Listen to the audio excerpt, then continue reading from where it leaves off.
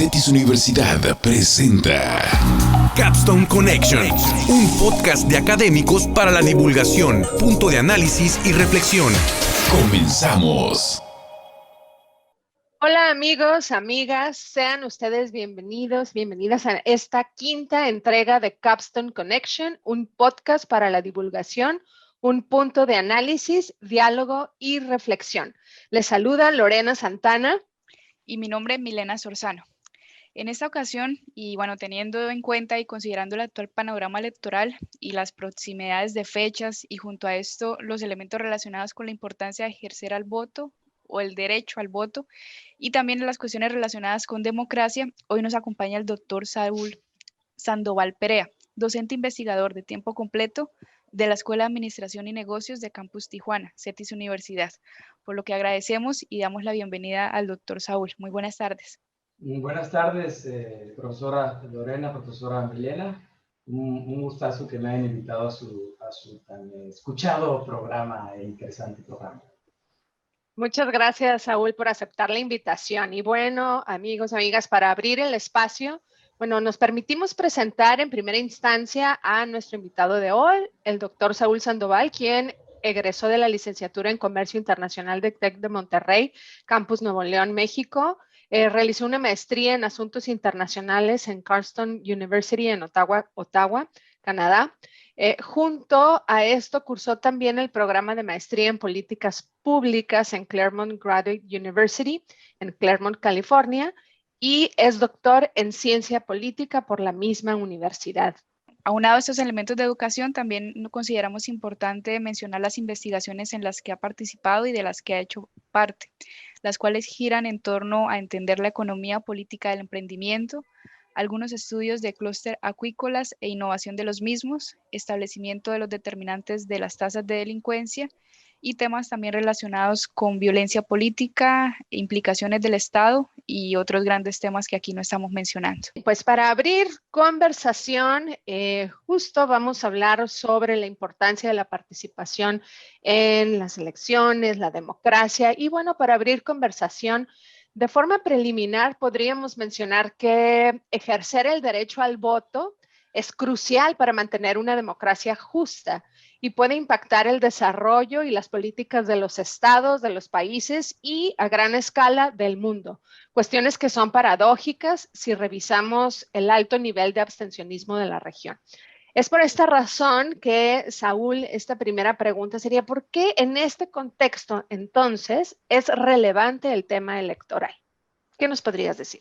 Fíjense, nosotros estamos en la Escuela de Administración y Negocios y a veces nos enfocamos principalmente en el estudio a nivel de empresas, a nivel de industrias, pero a veces dejamos un poquito a un lado el ambiente, tanto económico como político, en donde se desempeñan o donde se desenvuelven las empresas. Entonces, es muy importante conocerlo. En este caso, hablabas tú de la participación. Bueno, una participación constante de los ciudadanos es un elemento clave que ayuda a fortalecer el espíritu democrático de las naciones, que ayuda a que se generen estadios de coordinación que eventualmente llegue a generar mayor crecimiento económico. Es decir, van de la mano la economía y la política en este sentido. Entonces, por eso que el ciudadano, hablamos de ciudadanos entendidos dentro de un contexto democrático. Un ciudadano solamente existe en una democracia.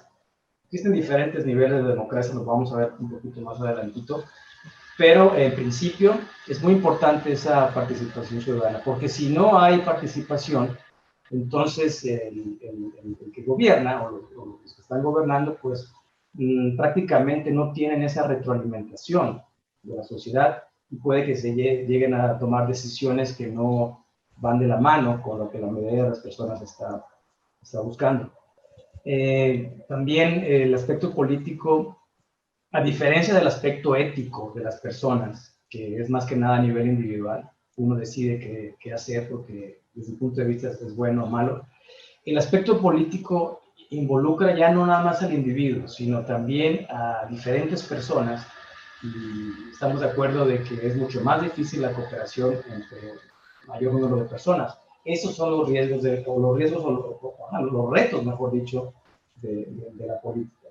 Entonces, a pesar de que estamos platicando ahorita en el nivel de nuestra universidad y tenemos estudiantes muy jóvenes, es importante que ellos también se involucren, que esa libertad que tienen de hacer diferentes cosas, también la apliquen en involucrarse políticamente en las decisiones del Estado, no solamente a través de la incorporación a partidos políticos, sino también a través de la participación en organizaciones de la sociedad civil que tengan cierto impacto en las decisiones de política pública.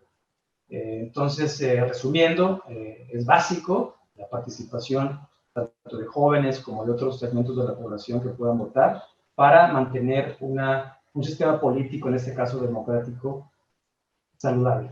Justamente, doctor, y bueno, aquí coincido con esos elementos de las repercusiones de las elecciones, en donde se puede evidenciar una relación directa entre economía y política. Entonces creo que esto es determinante porque nos compromete y nos hace responsables en un papel activo de democracia. Por lo que en este planteamiento me gustaría citar o mencionar algo textual, abro comillas, y hace alusión a lo siguiente. Si los jóvenes votaran tanto como los ciudadanos mayores, es probable que los funcionarios elegidos den prioridad a las cuestiones políticas que les interesan a estos. Los jóvenes conformarán más de una tercera parte de los votantes elegibles, lo que significa que cuentan con un amplio poder si ejercen su derecho de ir a las urnas. Además, la generación Z, jóvenes entre 18 y 23 años de edad, será más étnica y racialmente diversa que generaciones previas a las elecciones. Se cierran comillas. Es por esta razón que el segundo interrogante está relacionado con conocer si usted está de acuerdo con este planteamiento y junto a esto, pues, ¿cuál es el rol que tienen los jóvenes en estas elecciones? Sí, por supuesto. Es un deber de los gobernantes estar monitoreando el sentimiento, como lo comentábamos, de diferentes sectores de la población, pero en este caso, en términos políticos, en términos de ganancias electorales, pues representa aquí en México también el grupo de 18 a los 29 años, de los que están registrados para votar, si estamos tomando en cuenta los que votan, sí, 30% de ellos están en este segmento de la población.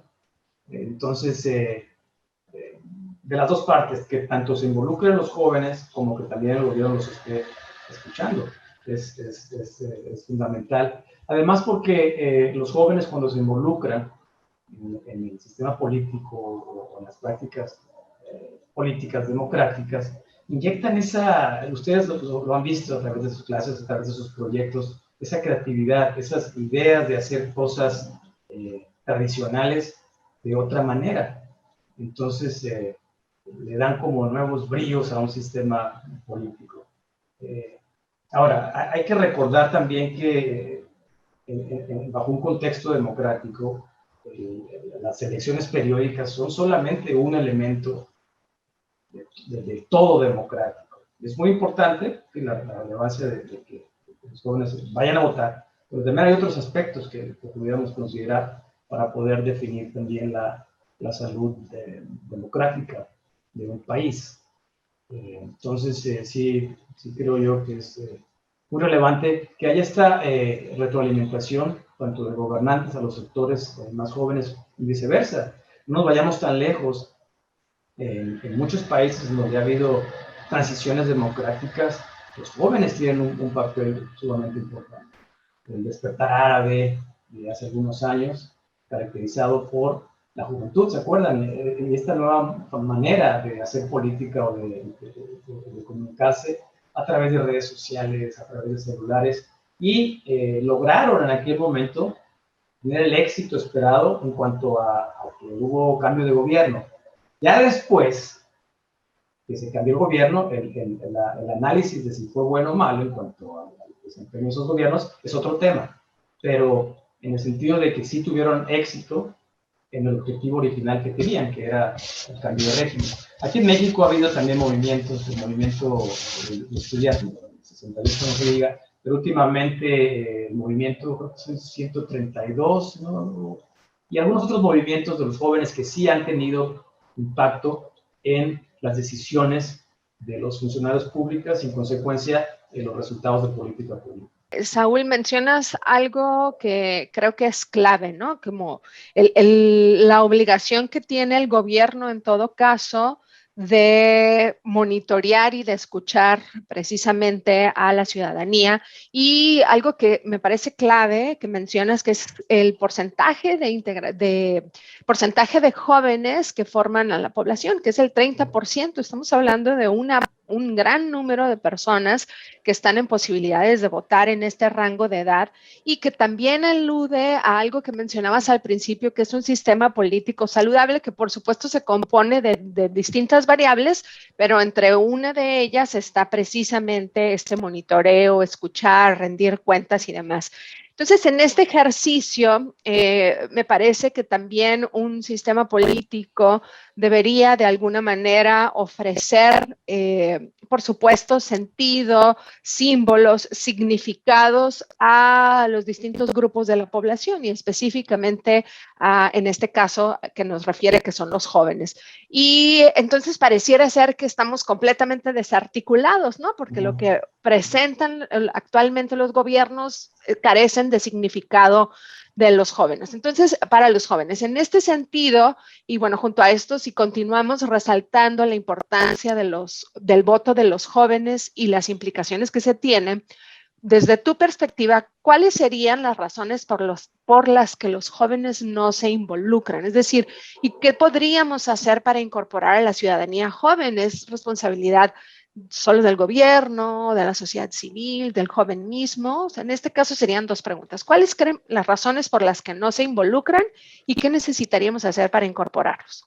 No solamente los jóvenes, lo podemos asociar con niveles relativamente altos de abstencionismo aquí en México.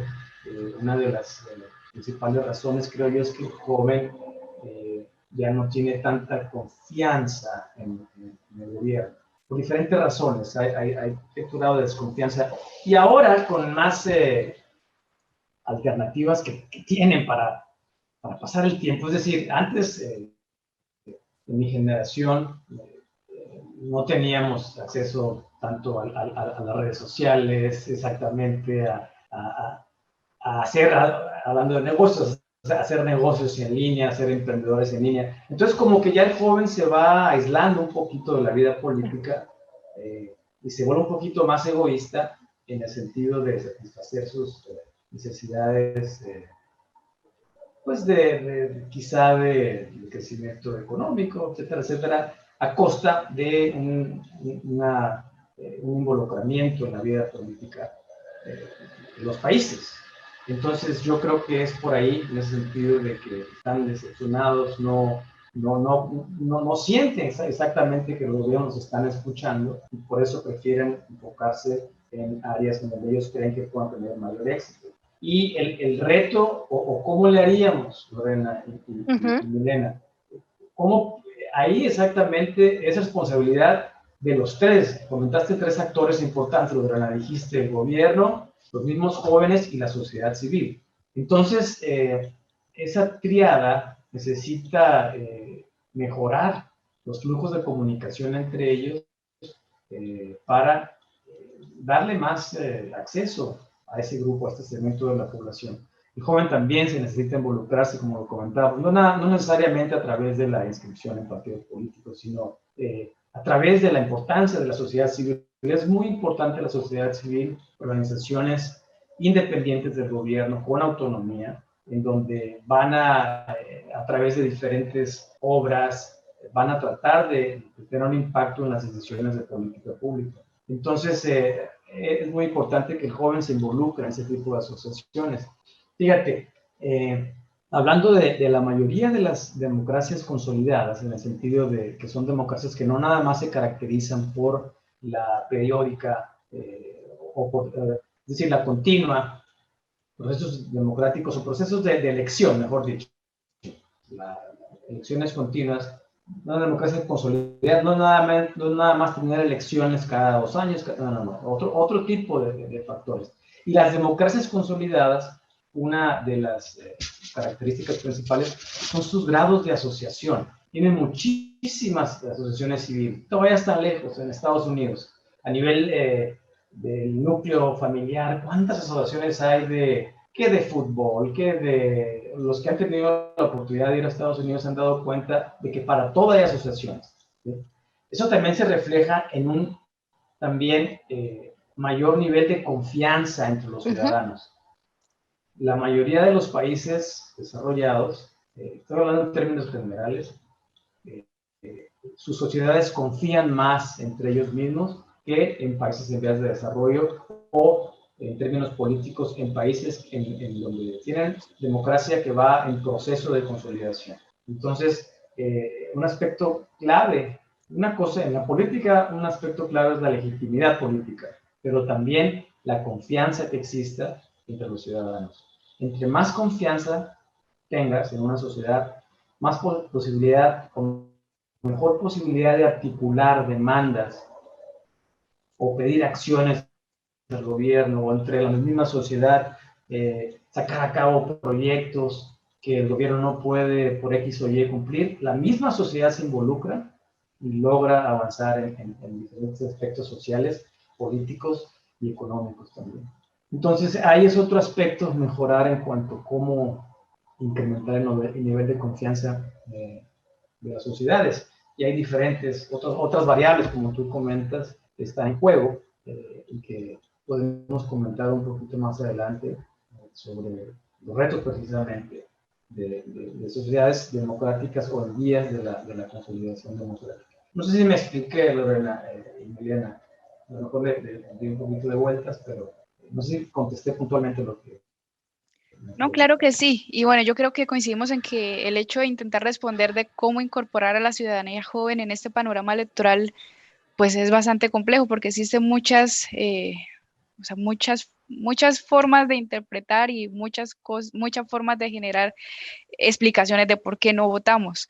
Entonces, en este mismo panorama de la ausencia de la confianza de los individuos, yo creo que esto también se relaciona mucho y entrando en el tema anterior de política y economía, pasa lo mismo que con las cuestiones de los impuestos. En países desarrollados el nivel de tributación es muy elevado, mientras que Latinoamérica tiene un gran porcentaje de evasión, porque no vemos la retribución que los mismos tienen en el momento en que son otorgados al Estado. Entonces, en esas cuestiones de votación también, pues se podría explicar de esa manera. No hay votación porque de una otra manera no hay confianza en el sistema, los gobiernos son menos accesibles, existe una gran distancia al poder y pues de una otra manera puede no haber una justificación o un impacto real en lo que sumen los votantes al ejercer su voto.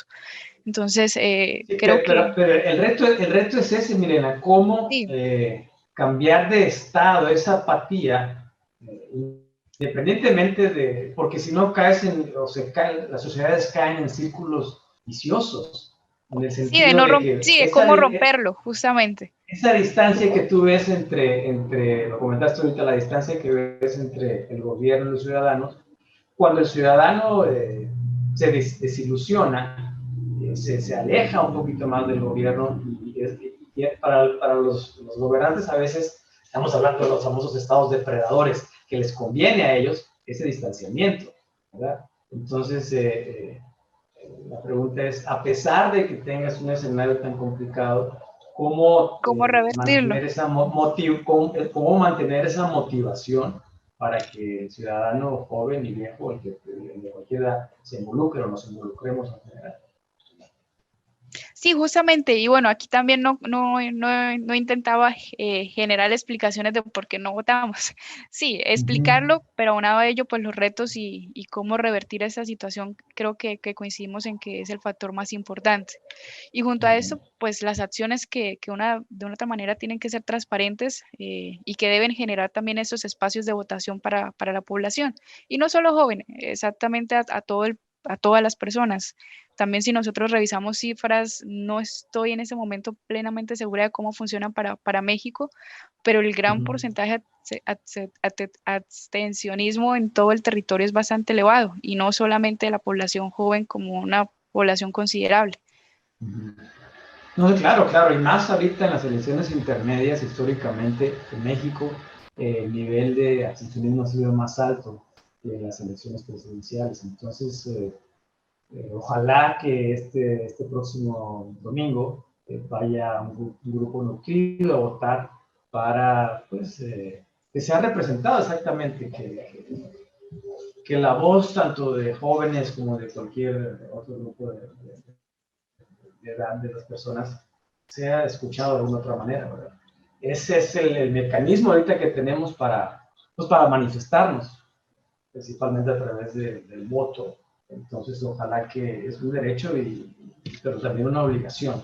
En algunos países te multan por no ir a votar, ¿verdad? Entonces, no hemos llegado a ese grado, pero pues sí es importante que se involucre la sociedad y que se justifique, es decir, porque todo el gasto que se hace en organizar las elecciones a través del Instituto Nacional Electoral, a través de los institutos electorales estatales, es una cantidad importante del presupuesto a nivel nacional, y realmente es una tragedia que estos funcionarios estén haciendo todo el esfuerzo por llevar a cabo elecciones que sean transparentes, bien cuidadas, se siguen procesos pues muy establecidos ya de tantos años.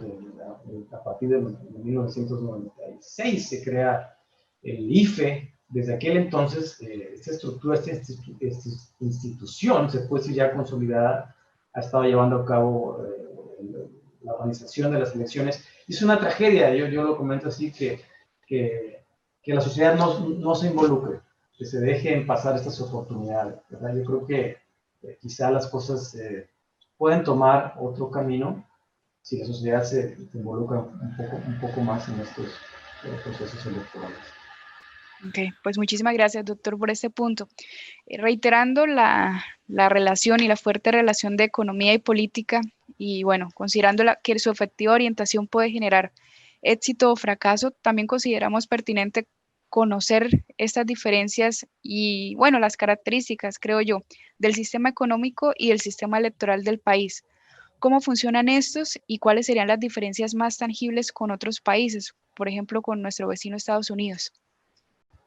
Claro, bueno, tanto en México como en Estados Unidos tenemos sistemas políticos similares y sistemas económicos similares, pero hay cierta variación en cuanto a los grados de intensidad, se puede decir, ¿verdad? Estados Unidos y México, los dos comparten un sistema político presidencialista, donde hay tres poderes, en este caso el poder legislativo, el poder judicial y el poder ejecutivo, los tres con independencia entre ellos, ¿verdad? Esto es a diferencia de otros sistemas, por ejemplo, los sistemas parlamentarios del Reino Unido o de muchos países europeos, en donde ahí se concentra, es decir, el actor que tiene más peso, se puede decir, es el poder legislativo, ¿verdad? En el caso mexicano no es así. Tenemos un sistema presidencialista, un sistema electoral en donde hay elecciones periódicas y el que tenga más votos gana, ¿sí? Aunque también hay un cierto porcentaje que se utiliza el sistema de representación proporcional, de acuerdo con el porcentaje que hayas tenido en la votación nacional, ¿verdad? En este caso estamos hablando. La diferencia con Estados Unidos otra diferencia que puedo decir, es que en Estados Unidos tienen el sistema electoral de los colegios electorales. Hay dos maneras de decidir, bueno, que influyen en la decisión, por ejemplo, hablando de presidente. Allá lo acabamos de ver con las elecciones del año pasado de Estados Unidos. El que gane determinado número de colegios electorales se va a manifestar triunfador. Y a pesar, como se ha habido en ciertas elecciones, en el caso de Donald Trump en el 2016, que no ganó el voto popular, pero sí ganó el número de electores. Acá en México es distinto, Miguel. Tenemos este sistema así presidencialista a la Estados Unidos. Otras diferencias también pueden ser que los grados de independencia entre estos tres actores, el Poder Judicial, ejecutivo y el legislativo, varía en Estados Unidos y México y otros países de Latinoamérica. Nosotros en Latinoamérica adoptamos el sistema presidencialista de Estados Unidos con resultados distintos por diferentes razones. Y en cuanto al sistema económico, pues los dos tenemos un sistema económico mixto, se puede decir, una combinación es decir, se le da cierto grado de relevancia al sector público en la toma de decisiones económicas. Ese es bajo el contexto en el que nos manejamos. Una pregunta muy interesante, entonces, comparativamente entre México y Estados Unidos, y entre otros países también de Latinoamérica, en el sentido de que los orígenes fueron similares, es decir, los dos venimos de colonias, ¿verdad? Pero ¿por qué, en este caso, las colonias de Estados Unidos crecieron tanto económicamente comparado con México? Porque en algún momento de la trayectoria política y económica de México y Estados Unidos, México tenía una economía más grande que Estados Unidos. ¿Cómo es posible que después fue un crecimiento exponencial de Estados Unidos, el desarrollo económico comparado con el mexicano?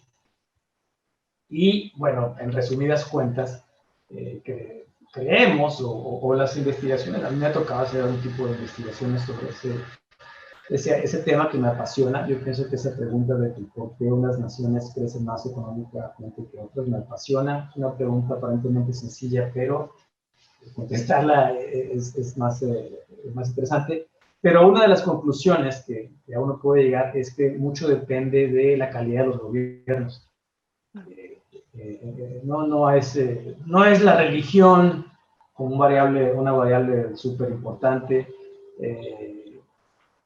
Lo principal es la calidad de los gobiernos y sí aspectos tan comentados como la corrupción también, ¿no? Entonces, de eso depende mucho la calidad es decir, la calidad del desempeño económico y las diferencias entre esos dos países, México y Estados Unidos. Es decir, tenemos los mismos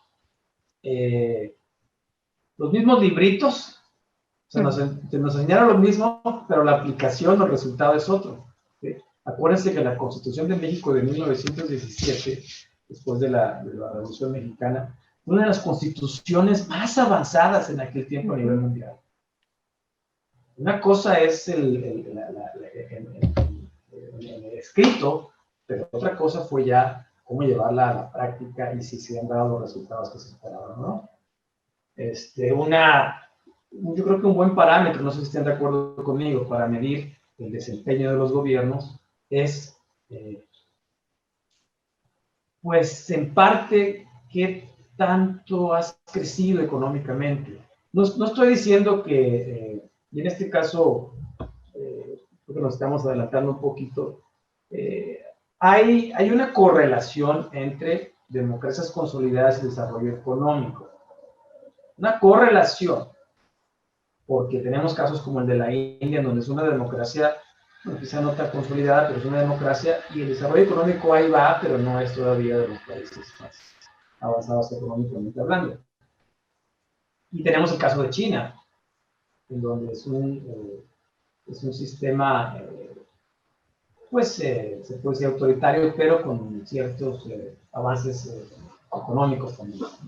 Y fíjate que ahorita que lo que nos mencionas desde esta perspectiva de sistema o esta relación o correlación entre sistema político y sistema económico, y amigos, si ustedes escucharon a Saúl, se podrán dar cuenta que esta diferencia que hace entre el sistema político, específicamente en los países de México y Estados Unidos, y esta relación que hay entre un buen gobierno y un porcentaje o un índice de crecimiento económico en esta relación. Y algo que mencionas que me parece completamente clave es esta calidad de los gobiernos.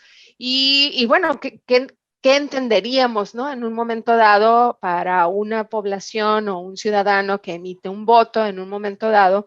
qué espera de esa calidad de los gobiernos, ¿no? Tú hablabas Correcto. precisamente de índices de corrupción, también se me vienen a la mente los índices de transparencia que hablabas y de alguna manera se ligan a lo que hablábamos cuando nos referíamos a la participación de los jóvenes, que es la construcción de la confianza, ¿no? Y esta, que de alguna manera si hay transparencia, hay confianza y digamos que pudiera ser a lo mejor un incentivo para una participación mucho más comprometida de la ciudadanía, ¿no? Entonces, en este sentido, y ahorita que nos explicabas un poquito para finalizar, nos adelantaste un poquito la explicación, pero bueno, ¿qué, desde tu perspectiva, qué se requiere para que un gobierno sea efectivo? Y bueno, finalmente, ¿a qué retos se enfrentaría este gobierno efectivo en cuestión de democracia? Correcto, es una muy buena pregunta. Las preguntas de ustedes dos son excelentes. No sé si la respuesta, pero... Sí, nuestro invitado también lo es, y su bueno, experiencia. mira, fíjate, yo, si seguimos con esta línea de pensamiento de asociar un buen gobierno con un gobierno que en parte te pueda proveer de un nivel económico en general bueno, que tengas una calidad de vida importante, pues un gobierno es aquel que, en el caso mexicano, ya estamos inmersos en un sistema democrático, y un sistema político democrático y un sistema económico, pues capitalista o mixto, se puede decir. El objetivo de los gobiernos entonces es mejorar ese nivel de vida, respetar los derechos políticos, derechos civiles, respetar a la propiedad privada, que el inversionista tenga la confianza de que sus dineros, sus inversiones van a ser respetadas. Si se logra esto, se genera otra vez ese sentimiento de confianza y se empieza a revertir o se empieza a crear, mejor dicho, un círculo ahora, pues en lugar de vicioso, virtuoso, en donde otro aspecto ahí es el de la distribución del ingreso, esa es otra cosa, ¿no? Pero hay que iniciar teniendo ese tipo, es decir, hablando de los negocios, ustedes, ¿en dónde les gustaría invertir? En un país donde hay incertidumbre, que hay decisiones radicales, en donde te puedes quedar, pues tú como inversionista sin nada, o en países en donde quizá no haya mucho ganancia económica, pero hay certidumbre de que tus inversiones van a ser respetadas. Esto me refiero aquí del riesgo, ¿no? En algunos países ya consolidados económicamente y políticamente, a veces las ganancias que puedas obtener no pudieran ser tan grandes como en los países emergentes, ¿sí? El riesgo es que en los países emergentes puede que a veces haya ciertas retribuciones por parte del Estado, etcétera, etcétera, ¿no? Entonces yo creo que esas son las principales acciones que pueden hacer los gobiernos democráticos. Respetar, como nos comentaba, los ambientes de negocios. Y bueno, eso es parte de lo que hacen en general las democracias consolidadas. Ahora, tú me preguntaste, Lorena, de cuáles son los retos. Y platicando con Lorena anteriormente, también me tocó a mí analizar un poquito este tipo de temas y se puede llegar a ciertos análisis que creo que son relevantes. Y haciendo un estudio comparativo, otra vez, entre democracias consolidadas de ahora y las democracias en vías de consolidación, que empezaron últimamente en la última ola de democratización que empezó en los 70 allá en Portugal y después se vino hacia Latinoamérica y eventualmente llegó a México. Unos argumentos de por qué todavía en nuestro continente, especialmente en Latinoamérica, por qué, con excepción yo creo de Uruguay y de Costa Rica, los demás países todavía estamos en este proceso de consolidación, que es complicado en el sentido de que los países ya consolidados, cuando estaban construyendo su Estado, primeramente se dedicaron a fortalecer las instituciones modernas del Estado. ¿Cuáles son estas instituciones modernas del Estado? Bueno, se encargaron de fortalecer el imperio de la ley o como el Estado de Derecho, principalmente. Antes de otorgarle acceso a diferentes segmentos de la población para que votaran, antes de eso se aseguraron en fortalecer el Estado de Derecho, de respetar la ley, llamar a cuentas a funcionarios públicos. ¿Qué otra? Rendición de cuentas de funcionarios públicos, fortalecimiento de las instituciones de la sociedad civil. Ellos empezaron haciendo eso, y son países de Europa del Este y también Estados Unidos en parte. En cambio, nosotros tuvimos un proceso inverso. Nosotros empezamos a dar oportunidad para que la gente votara, pero sin tener las instituciones modernas del Estado que requieren una democracia saludable. Entonces, nos estamos moviendo como si estuviéramos piloteando un avión que se nos descompone en el aire. ¿Cómo le hacemos? Es un reto o un paracaídas que se te descompone cuando vas bajando, ¿verdad? Entonces, el funcionario público, ya sea del partido que esté, tiene el reto de organizar elecciones competitivas, bueno, el Estado mismo, pero al mismo tiempo de estar fortaleciendo el Estado de Derecho, de tener un sistema en donde se pueda llamar a cuentas a los funcionarios públicos, donde todavía en ciertas ocasiones ciertas organizaciones de la sociedad civil son cuestionadas. Entonces, mientras no se logre esa modernización de esas tres instituciones, pero de otras más, va a ser muy difícil que se consolide la democracia. ¿Qué puede pasar? Una, que sí se consolide, idealmente, ¿verdad? Pero acuérdense que la democracia no significa la panacea y que no hay una relación directa, no hay causalidad, lo comentábamos, hay correlación, más no causalidad entre democracia y desarrollo económico. Pero lo que se ha visto, lo que dice la evidencia empírica es que las sociedades democráticas a mayor grado de desarrollo económico tienen, pero no es la panacea. Pero entonces los escenarios uno, que se consolide y se termine de completar esa democracia. Otro riesgo es que se regresen o que haya una regresión a prácticas o gobiernos autoritarios que en muchos países de Latinoamérica ya lo hemos vivido.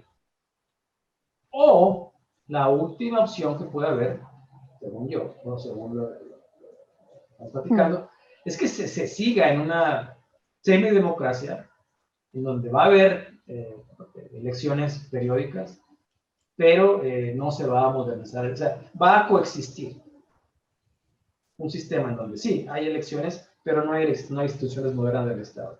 Y como que cada quien se hace de la vista gorda y ahí nos la pasamos y se relaciona con ese sentimiento de apatía. Si no ajustamos las tuercas nosotros como sociedad civil, nuestra calidad de gobierno y de democracia no se va a aportar. Y en este sentido, Saúl, en este tercer escenario que nos planteas, pudiéramos decir que la participación ciudadana organizada se vuelve mucho más necesaria y tendría que jugar entonces a lo mejor un rol más protagónico. Correcto, totalmente de acuerdo, Lorena. Y regresamos al punto inicial de la plática, el rol de los jóvenes, Lorena y Milena, que es muy importante para, como nos comentaba, pues estar monitoreando qué es lo que está pasando con nuestra vida democrática, la política, vida económica del país. Yo sé que esto involucra un costo de oportunidad para todos nosotros, porque tenemos nuestras responsabilidades, ¿verdad? Y responsabilidades que nos están pagando. Es lo mismo para los jóvenes. Ellos prefieren invertir su tiempo en algo que les va a retribuir económicamente. Pero también no hay que olvidarnos de que es súper importante la participación del ciudadano en aspectos políticos, que se involucre, que sepa qué es lo que está pasando, porque de esta manera los deseos que ellos tengan van a ser escuchados, si no, pues van a ser un grupo pues, que en cuanto a tomas de políticas públicas los van a ignorar o no los tomarán en cuenta como se debería. Justamente, y que de una otra manera también es un poco la reflexión con la que empezábamos, tener en cuenta el compromiso y la responsabilidad que tenemos, jóvenes, adultos, o sea, independientemente también de esta categoría demográfica, de un papel activo de la democracia. Entonces, Correcto. también la invitación es a ejercer el derecho al voto, un voto consciente en estas próximas elecciones. Correcto. Entonces, no es parte de la salud democrática de un país, las elecciones, pero hay más aspectos: involucrarse en sociedad civil, participar de una u otra manera en la vida pública. Yo creo que eso nos va a ayudar a todos. Pues muchísimas gracias, doctor Saúl, por cada una de sus aportaciones, también por el hecho de aceptar la invitación. Y bueno, a ver si tenemos el espacio a realizar un análisis post-elecciones, a ver cómo vamos y esas expectativas posteriormente. Perfecto. Y la invitación es a que a todos los que escuchen este programa de radio, el podcast, este programa de radio, que vayan a votar el domingo por el partido que ustedes quieran, pero involúcrense, tómense un poquito de tiempo en ya, pues, no va a haber los debates, ¿no? Pero por lo menos a leer un poquito qué es lo que propone cada candidato. Hay algunas fuentes que sintetizan qué es lo que están proponiendo, y después tomen su decisión, pero el chiste es que ejerzan ese derecho a votar, que aprovechen lo que hacen los institutos electorales y todo para el beneficio del país. Así es. Y en este ejercicio, si no saben, por ejemplo, en dónde buscar información, CETIS mismo organizó diálogos para la democracia y los pueden encontrar en las redes sociales de nuestra institución. Ahí pueden encontrar, estuvieron participando los diferentes candidatos y candidatas, así como ejercicios de reflexión desde la vida universitaria o desde los estudiantes y también desde docentes. Entonces, ahí creo que pueden tener. Si no saben dónde buscar, pues bueno, pueden empezar por ahí y eso seguramente les va a llevar hacia otras fuentes de información y de análisis.